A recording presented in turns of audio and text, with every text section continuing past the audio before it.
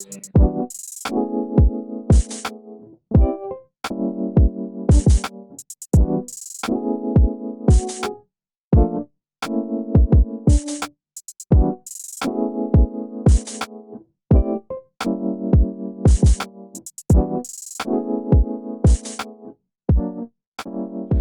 is the quarantine treating you, by the way? How are you doing during this time? Great.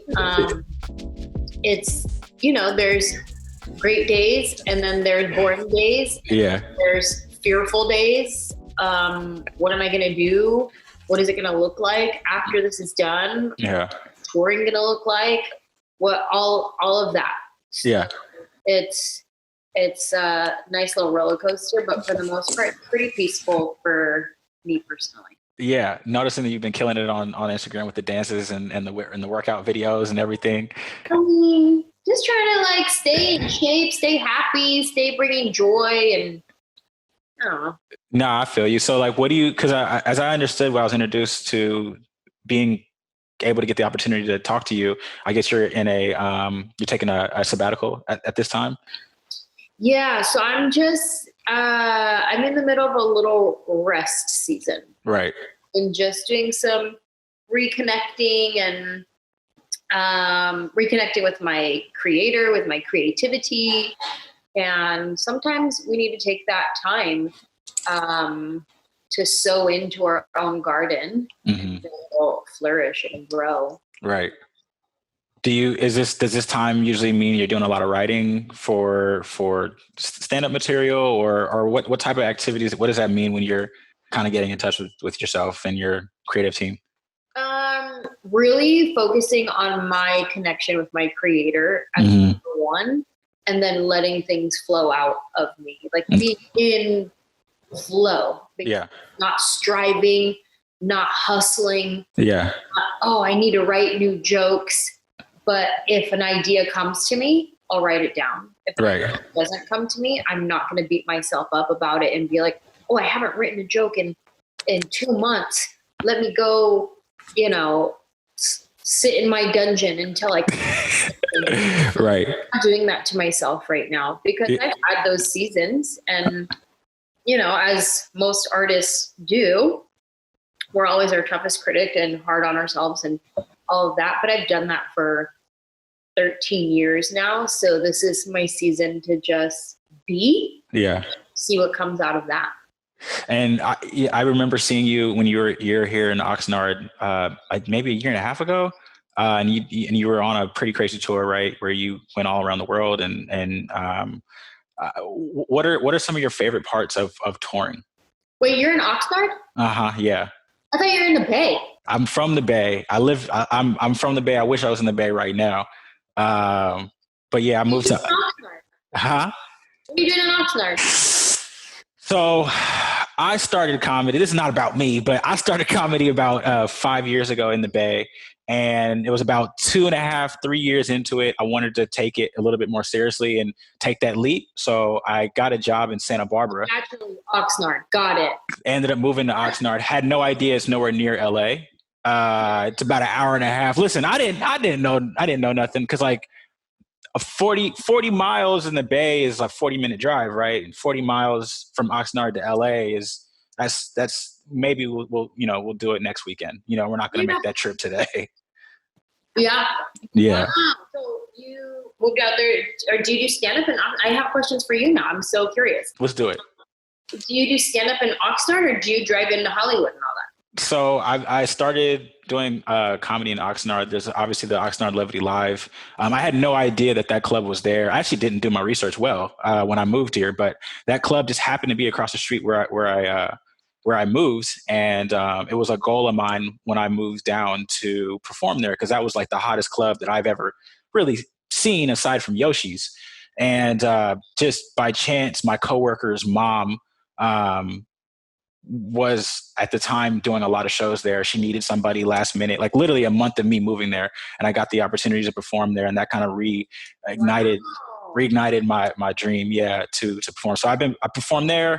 I got an opportunity at the Ventura Harbor Comedy Club as well. So I was doing shows there. And then I got an opportunity finally to produce my own comedy show in Ventura at at a bar called Bombay's. And I never thought I'd be producing shows, but that was actually a lot more fun for me than performing stand up. So it's just, I've really enjoyed pushing myself to see what I'm able to get to. Obviously I'm not at the top of my game yet, but it's fun creating. Good for you. Yeah. Thank you. That's awesome. And then how old are you? My last question for you. How old are you? I just turned 29 actually. We both just had birthdays. Happy birthday. My bad. Yeah. So Miss Taurus, you're also stubborn and loyal and all that stuff. Yeah, all of that. I mean, I started when I was 24, 25. And for me, it was definitely the stars aligning for me. Yeah. And, it was really great timing of this brand new thing called YouTube, as well as I had a natural gift for telling stories that were funny. Mm-hmm. So here's the thing. I feel like when you start doing something for any purpose other than operating in your gift and operating in joy, then it almost steals a little bit of the life and energy of it. If I start writing or creating for the purpose of gaining more fans, it sucks the joy out of it. Right. When I start writing and creating because it's overflowing out of me, it comes. Right. They come, they find you. It's like you're magnetic in that because you're operating in your full creativity and joy. But that's the hard part is we got to put those blinders on because you're watching your Instagram. Oh, I only got this many likes on that. Oh, I only have this many followers. Like whatever it may be, all of those little things can steal from your joy, which steals from your creativity. Yeah. There's one more philosophical comedy question. Like how much of your writing is geared towards, oh, this will get them versus I think this is funny. I'm going to put this in for my story to flow, because you do a really great job at, I'm sure you've worked on it, but you do a really, really great job at telling a story and flowing. I just watched Not Fancy right before we started this. And, you were effortlessly being able to dance between topics, but, are you telling a joke to make them laugh, or, how much of that do you balance? It always starts with me. Yeah. If it's funny. I consider saying it on stage. And also if I think it's funny and it's relatable, forget it. Yeah. Once I figure out the rhythm to this, I'm about to get up. Yeah. So it starts with me always. I think this is funny. Yeah. I'm going to tell this on stage because I think this is funny and it's relatable. Or you start finding how to make it more relatable. All right. So if it's something that's kind of very specific to you, think about how others can relate to it and go down that angle instead of just, okay. And don't get me wrong. We always write material based on our own lives. The more specific it is to your life, the more nobody can say, oh, you stole that from so-and-so. Right. What are you talking about? This is my life. I literally spelled out my life for you. Right. But within that, if I'm talking about my, for instance, my joke from my special, Mahalo and Goodnight, I do material about my husband and I's relationship.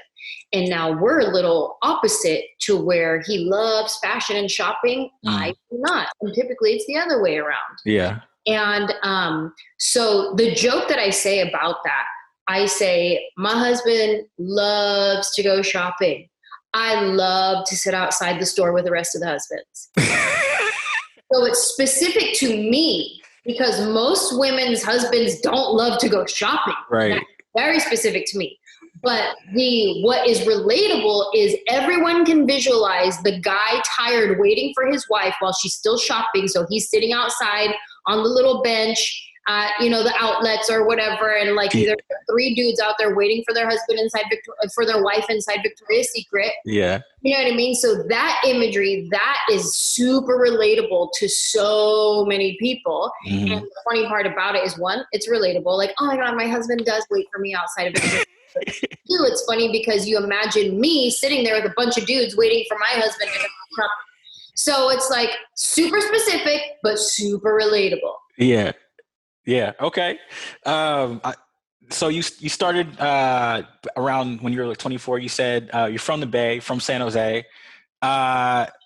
Like, what was your game plan? Because just again, doing my research, little Wikipedia situation said that you were super active in school. Don't believe everything on Wikipedia. No, I listen. I've gotten many A's in school, so don't tell me I can't believe everything on Wikipedia.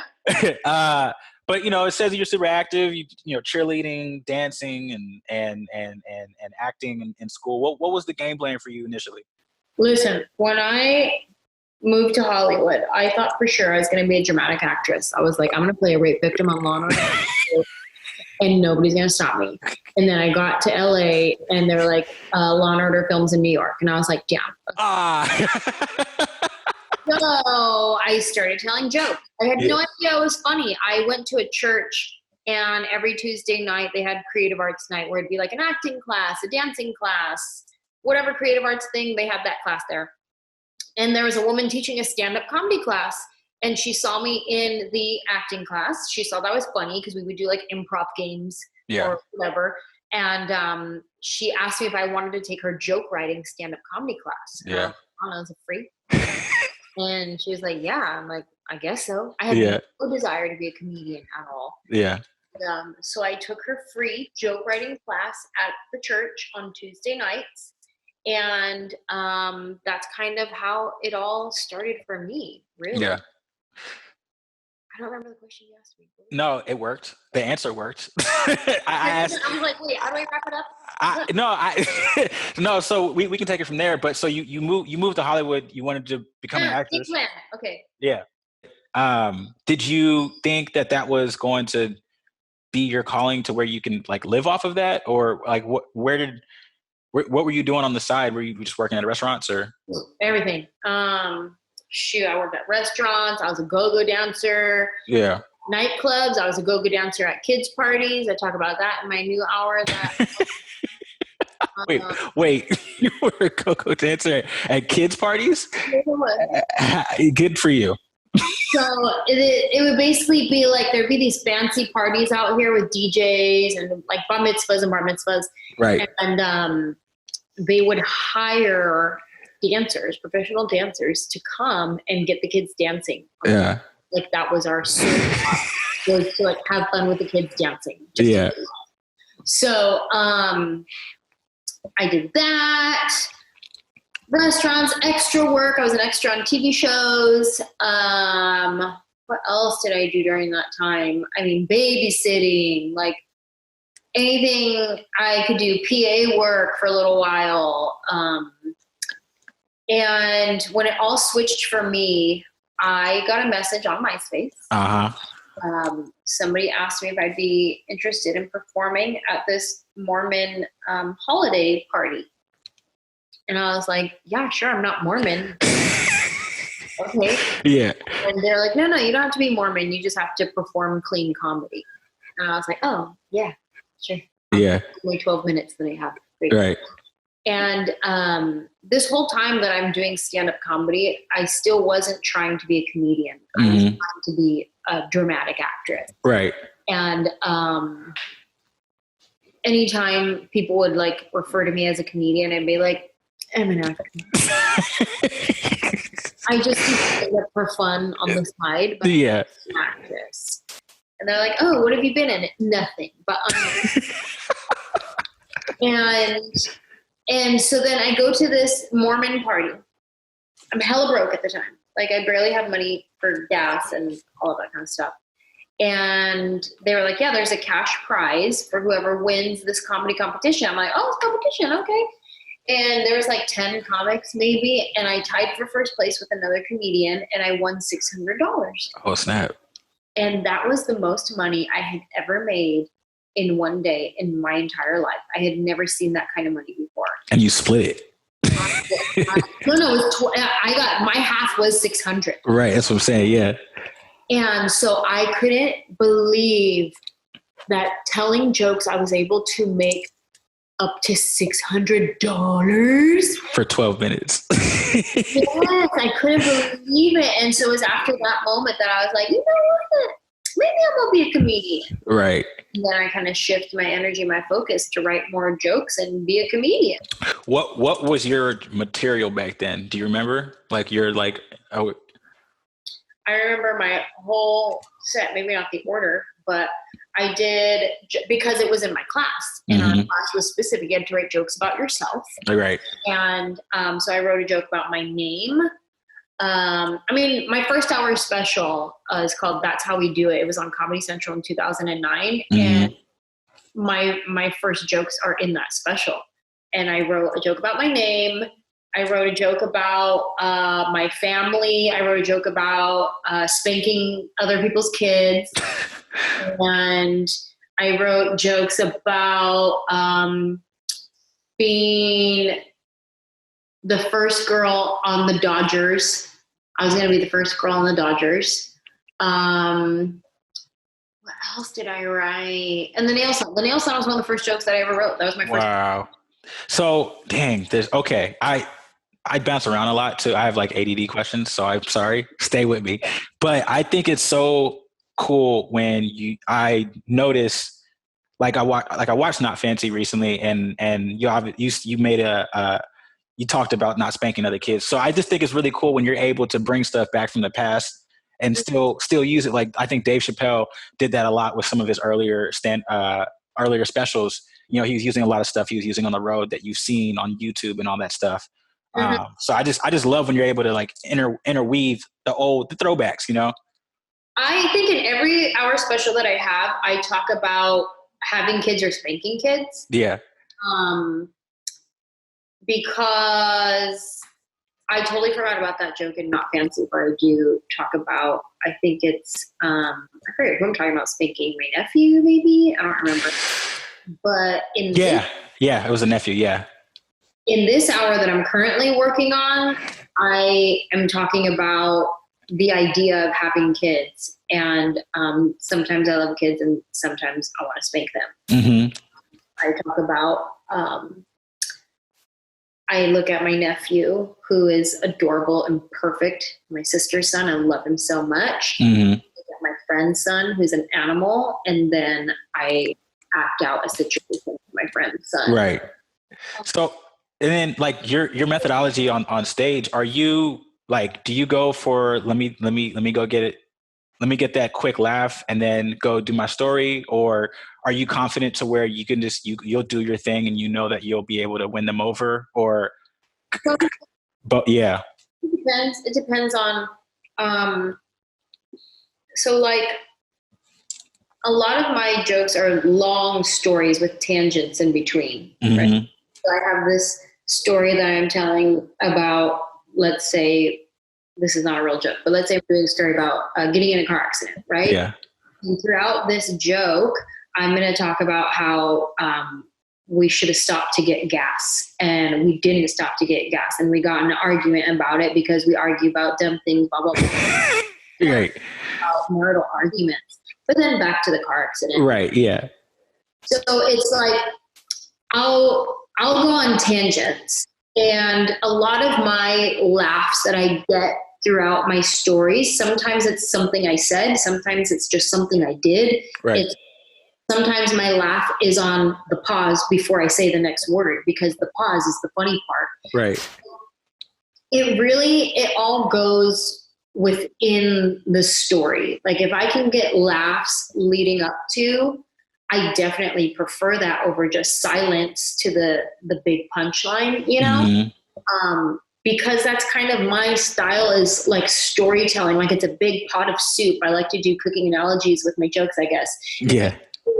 Pot of soup with so many different things in this, and it's like, oh my God, this was delicious, as opposed to like all the ingredients, and at the very end there's this one like amazing bite of a thing that was like perfectly with its like on top, and you're like, here it is, this culinary art is amazing, and then you walk, whoa, that is culinary art, that's amazing. Mine's just a big pot of soup that you're like, this is delicious.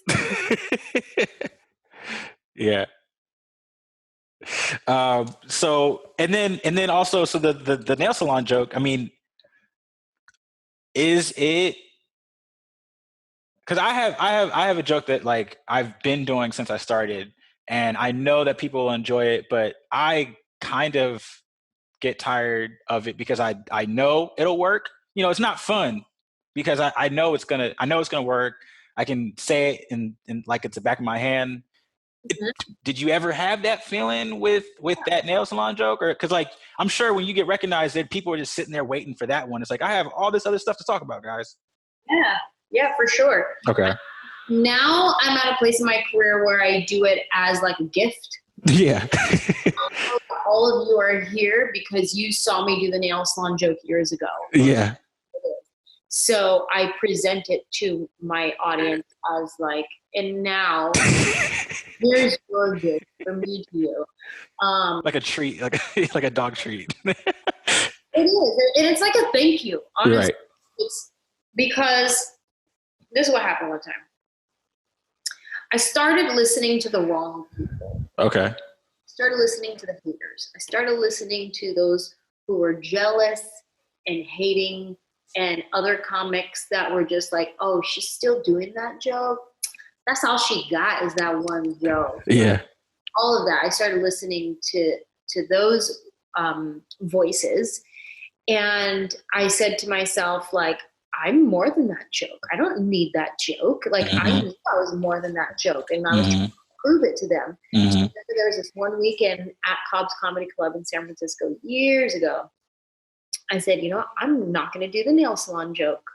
Like, I'm going to prove it that I don't need that joke. And so I did my show. I didn't do the nail salon and felt bad about it. I was like, man, I know people really wanted that joke. And then later on, I checked my Facebook messages and I got a message from this girl who, she wasn't like mean about it, but she was just like, man, we're really disappointed. We went to your show. And first of all, disappointed is like a trigger word. As soon as I see the word disappointed, I'm like, beep, beep, beep, beep, what could possibly be disappointed in? And she's like, we're really disappointed because we drove to San Francisco. We drove 4 hours to San Francisco to come and see you live. We went with my mom and my friends, and we all love your nail salon joke. And that's kind of what bonded us together. And it's just like such a fun memory for us. And you didn't even do it. And it was really Why am I getting chills? My gosh. And I regretted that. Yeah. And like I started to think like, I'm listening to the wrong people. Right. Those other comics are not buying tickets to my show. They're not supporting me. No. The people who come to my show, who find joy in what I do, they're not there to like tear me apart and be like, oh, she's dead, whatever. They come because they love me. That's who I perform for. I perform for them. And that's who I need to be listening to. So if they want to hear this joke, it's for them. Yeah. Right?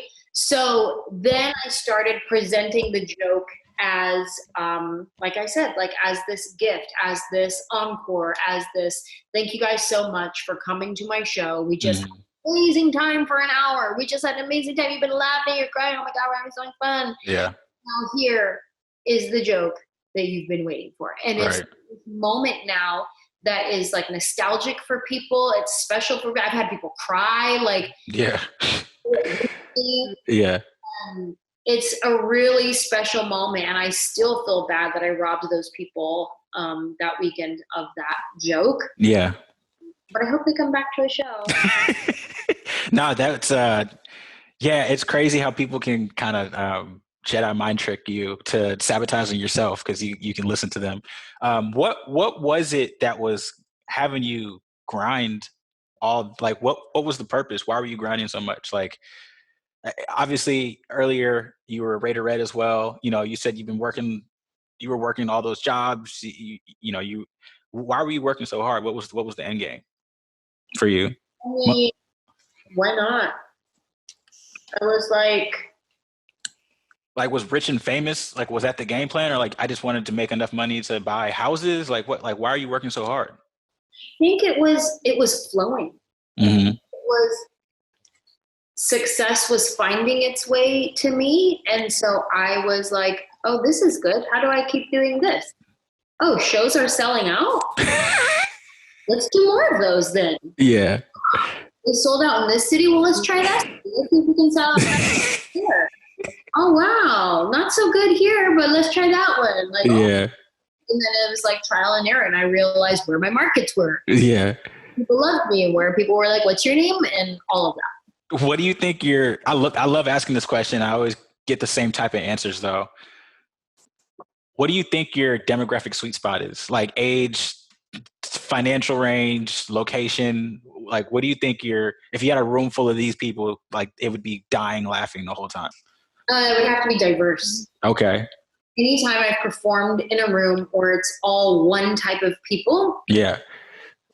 It's either stuffy or narrow-minded or because I'm so diverse. For sure. So I'm here, there, and there. If I'm in only this group of people, they laugh at everything, but they don't appreciate this. They don't appreciate that because they don't have friends that are like that. They live in a neighborhood with more people like this. They don't, whatever it is, you know. You're on stage judging them like you're laughing, but you don't get it. Sometimes it's like medium level laughs at things that are hilarious. And I'm like, oh, you're laughing because it's funny, but also you don't have these kind of people in your life, so you don't know that it's also so true. Because that's the other funny element is like, oh, this is funny, but it's funny because it's true. I experienced this, so I know firsthand that it's true. Yeah. You know that it's true because you saw it in a movie one time. Yeah.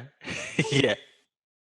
I get mad when people get mad at some of the stuff that I say on stage. I'm like, what? This happened to my life. Like, what do you don't judge me right now. Oh my gosh, that's hilarious.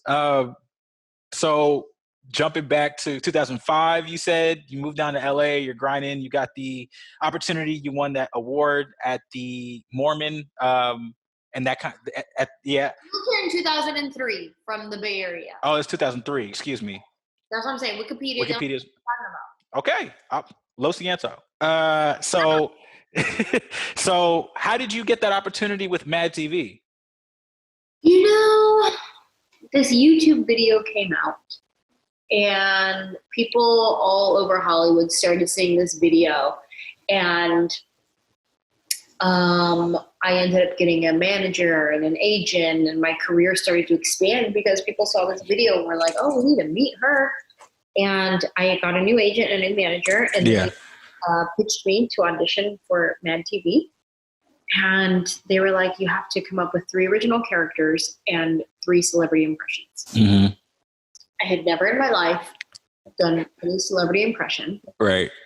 I did not have any original characters. I never did sketch comedy school, so I didn't know how to come up with an original character. Right. But I did take a free joke writing class.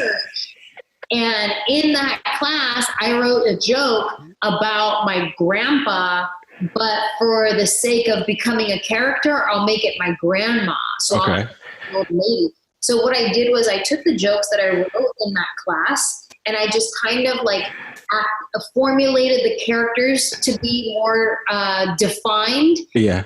And I was like, I'll just act them out more. Yeah. I did my joke about my grandpa, but it was my grandma, and I made her like old and I was, you know what I mean? And yeah. I auditioned with my character Bon Quickly, and I was like, this is my sister. She wants to be a rapper. And I did Bon Quickly. And as far as celebrity impressions, I went on that brand new thing called YouTube. I started thinking about, okay, who are famous Latinas that I can impersonate? Jennifer Lopez. Yeah. Jocelyn Sanchez, who was on her show at the time. I think it was Without a Trace or Cold Case File. I can't remember. I think it was Without a Trace. Okay. And Paula Abdul. Mm-hmm. So, which I don't think Paula Abdul is Latina, but I could pass. She works. Yeah. It was the time when she was like drunk Paula on American Idol, and I was like, oh, easy, got that. And so I just watched videos on YouTube, and I would Yeah. copy them. Yeah. I would mimic them because I have an ear for accents, so I kind of had an ear for their voices. Mm-hmm. I would watch their mannerisms. Mm-hmm. I would just copy them. And so when I went to audition, all I could really get from Jennifer Lopez was her laugh and her wave. Okay.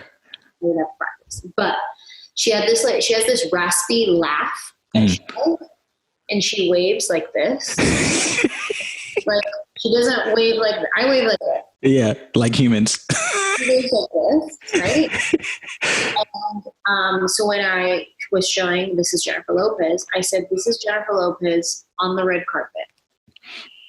Every question they would ask her, her answer was her laughing and waving, and she would just give shout outs to everybody watching at home. Yeah. You're like, hey, Billy, hi, and do the laugh.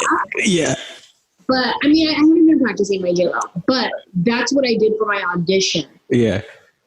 Here's Jennifer Lopez on the red carpet. And the funny thing that they were laughing about is that she just waved and laughed. They're like, oh, that's hilarious. All she's doing is waving and laughing, but they didn't know that's all I knew how to do.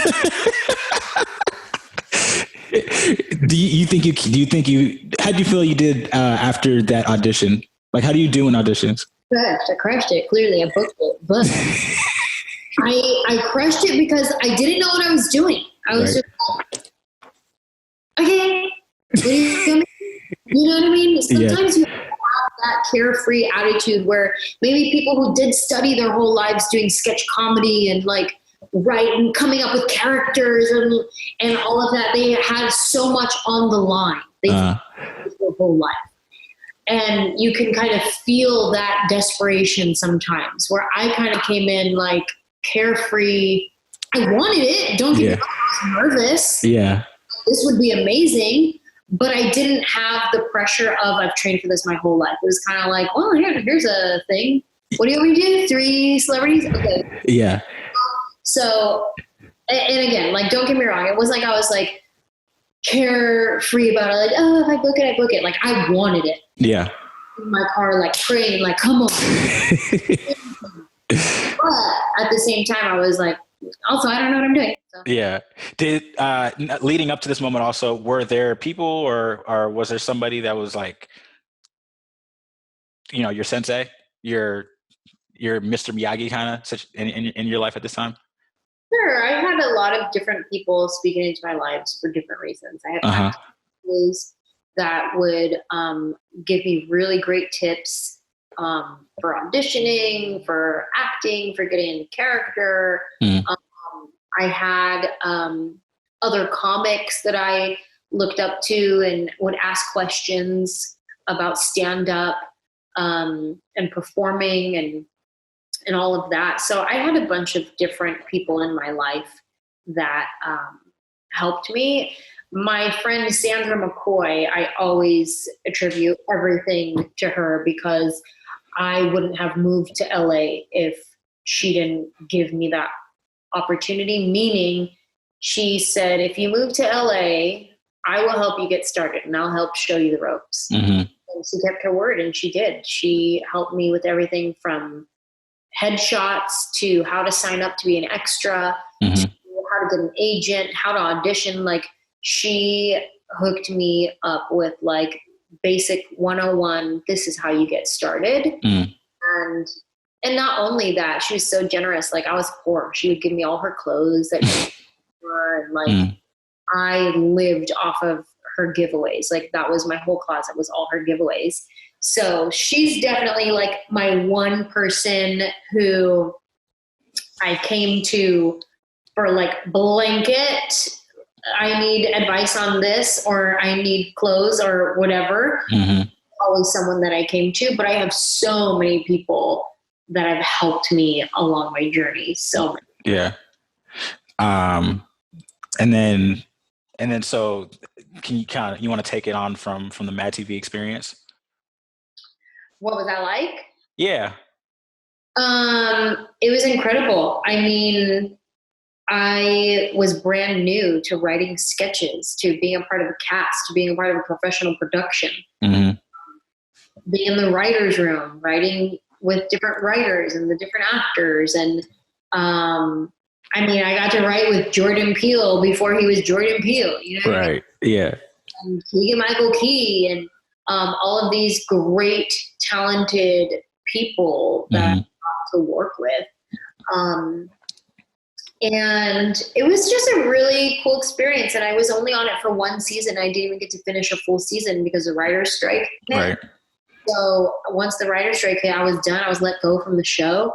And it was, it was a blessing in disguise. I got to move on and do other things with that experience in my pocket now. Yeah. That's what's, yeah. And then, so just from there, you filmed your first special, like you said, it was a comedy special, right? And then you just continue to do 4 more. You're like the Too Short of comedy. You've just been on and on, you know what I'm saying? Well, so, yeah. I feel like I was very blessed out the gate with a loyal following, and people saw that I was like selling out shows, and it made sense. I was writing a lot of material. Yeah. Had the material, and so it made sense for Comedy Central to give me that hour special. And after that, I think I got very spoiled and like, okay, like every 2 years I write a new hour of material, 2 to 3 years I write a new hour of material, and then we film it. Film it. And now the climate has changed and it's just different, and it's finding your place in that. And it's like Netflix is the god of comedy now, and if you don't vibe with the Netflix gang, then where do you go? Well, you can go anywhere. YouTube, Amazon, wherever is doing a special. But it's not that like hit that Netflix is right now. Yeah. The climate's going to shift and change after this. Right. And just because it has to eventually. Right. But right now they own the real estate on stand-up comedy specials. It's like a lot of times in like just common language, people will say what they're saying is, when is your next comedy special coming out? That's what they're saying. But the verbiage, the words that just common folk use is, when's your Netflix special coming out? Right. Like Netflix special means the same thing as a stand-up comedy special to everyone out there. Right. Who's not a comic. You know what I mean? For sure, yeah. So sometimes people be like, oh, I saw your Netflix special on Hulu. What? Oh, who is that? He went on a good walk. Say hello to everyone. You've done the specials. I also see that you have a record label also. I mean, Record deal. Yeah, you had a record deal too. I mean, what haven't you been able to accomplish yet that you're looking to? I mean, did you ever? What'd you say? What, like dreams and goals that I haven't accomplished? Yeah. I will say, dreams and goals. Yeah. Sitcom. That's kind of dream world for me. Yeah. More films as well, like film in like different locations. I would love to film in Mexico. Yeah. To film in New York. Yeah. Locations that I would love to film in, like goals like that. Yeah. Kind of like the Adam Sandler treatment where he just goes on vacation and films movies. Yeah. Do a little bit of that for sure. All right. Well, I'll ask 2 more questions. Really, really appreciate your time so far. I like to do like a cheesy question. So if you could go back and tell yourself who, as you're moving down to LA, one piece of advice, what would it be before you started your dreams? I would say there's going to be hard days, and don't give up, and keep dreaming. Yeah. Like, it's going to be real easy to let the dreams fade, but keep dreaming. For sure. And a last one, just in the current state that we're in, obviously everyone's quarantining. Are there any like unexpected like silver linings, I guess, that you've seen from this that you've really appreciated? Thank you. So many. Yeah. I mean, my whole life I'm so blessed to have this life. You learn a lot. You get thick skin because you experience a lot of rejection in this. Mm-hmm. And I mean, it's hard to say silver lining because that would imply that there's like a bad thing, but here's the good part about it. But I feel like it's all an amazing journey that I'm on. So I feel just really grateful for my journey. Well, Anjelah, I thank you so much for your time. Is there anything you want to plug before we get out of here?